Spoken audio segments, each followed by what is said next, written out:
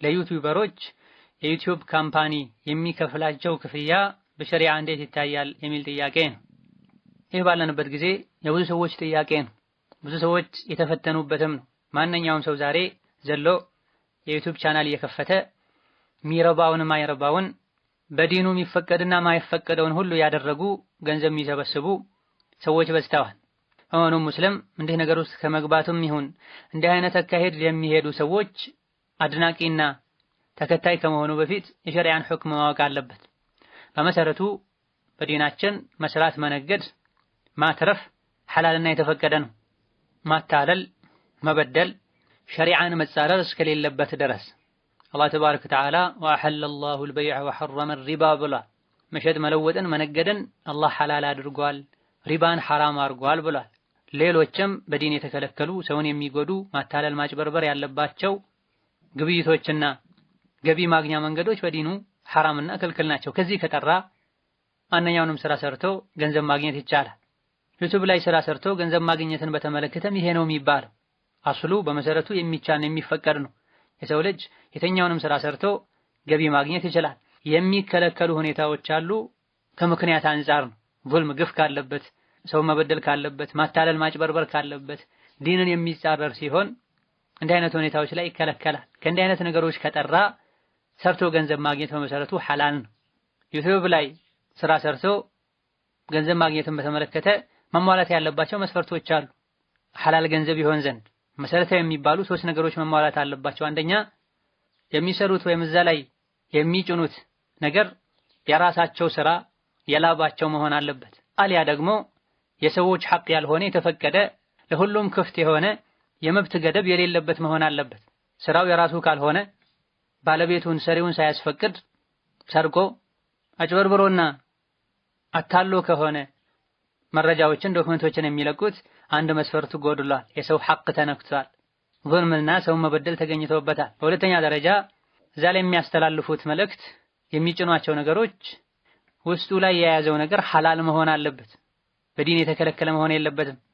ዘፈን መሆን የለበትም። ቆሻሻ ፊልምና ድራማ መሆን የለበትም። ሰውን ከዲን የሚያርቅ ቀልቡን የሚያደርቅ መሆን የለበትም። በምስል ቪዲዮ መስራት፣ የሰው ምስል ነፍስ ያለውን ነገር ቪዲዮ መስራት ይቻላል አይቻልም? በዑለሞች መሃል ኺላፍ እንዳለ ይታወቃል።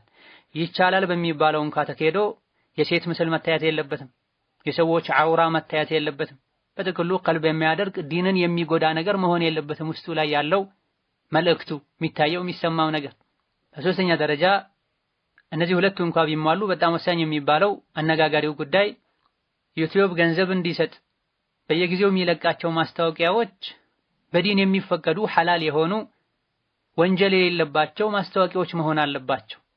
ወይላ ሰዎች ቁርአን ሊለቁ ይችላሉ፣ ሐዲስ፣ የዳዕዋ ኦዲዮችን አቀናብረው ሊለቁ ይችላሉ። ነገር ግን በየመሃሉ ዩቲዩብ የሚለቃቸው አደብ የጣሱ ከሸሪዓ ያፈነገጡ ሰውን ለወንጀል የሚጋብዙ ማስታወቂያዎች የሚገቡ ከሆነ ይህን የሚቀበሉት ገንዘብ ሐራምና ወንጀል ይሆናል።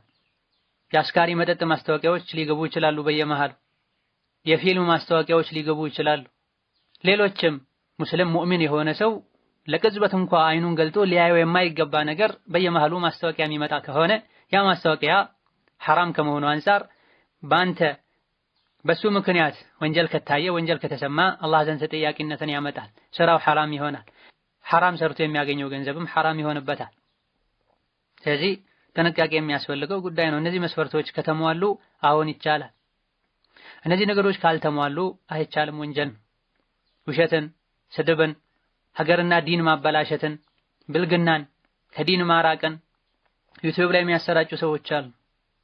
የሚሰሩ ስራ እነዚህ ነገሮች እንኳን ባይኖሩበት ዲንን፣ አኽላቅን፣ ሐያን የሚያበላሹ ማስታወቂያዎች የሚለቀቁበት ሁኔታ ይኖራል።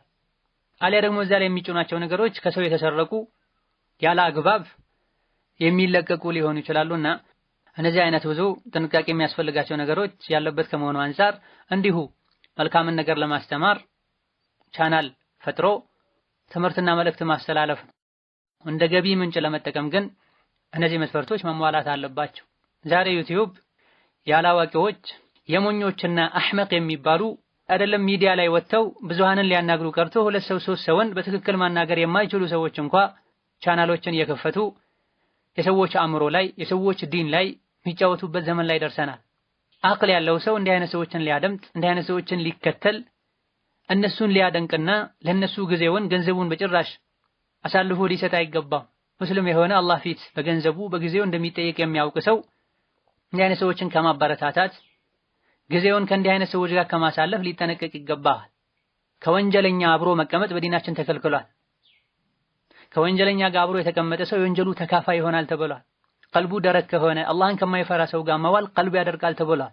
ዛሬ ፌስቡክ ላይ፣ ቴሌግራም ላይ፣ ዩቲዩብ ላይ የምንከተላቸውና የምናደንቃቸው የእነሱን ስራ የሚያደንቁና የሚያስተላልፉላቸው የሚያሰራጩላቸው ሰዎች በሙሉ የእንዲህ አይነት ሰዎች ባህሪ እነሱ ላይ ተጽዕኖ ያሳደርባቸዋል። አንዳንድ አላዋቂዎች ዲንም እማራለሁ ብሎ የሚገቡ አሉ።